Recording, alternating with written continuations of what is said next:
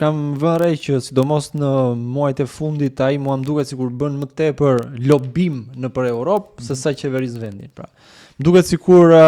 dialogun, diskursin me elektoratin shqiptar ka ndërprer për të ndërmarrë kështu akte heroike nëpër samite europiane, për të dhënë mend, për të bërë batuta kështu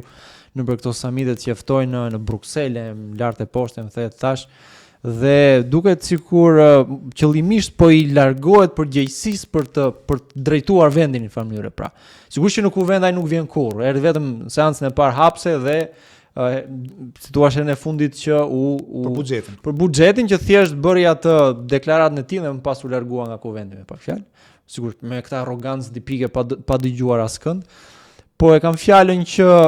pavarësisht se ai po përpiqet ta shes si një arrogancë të fitimtarit që ka 83 mandate që do ta çojë Shqipërinë në Bashkimin Evropian me radhë, ati realisht po i humbet retorika e brendshme, pra nuk di se çfarë justifikimi të jap tashmë për të gjithë bashkëpunëtorët e tij që kanë përfunduar në mbrapa hekurave, le të themi, dhe që praktikisht ja bëjnë pamundur narrativën për të justifikuar pozitën në cilën ndodhet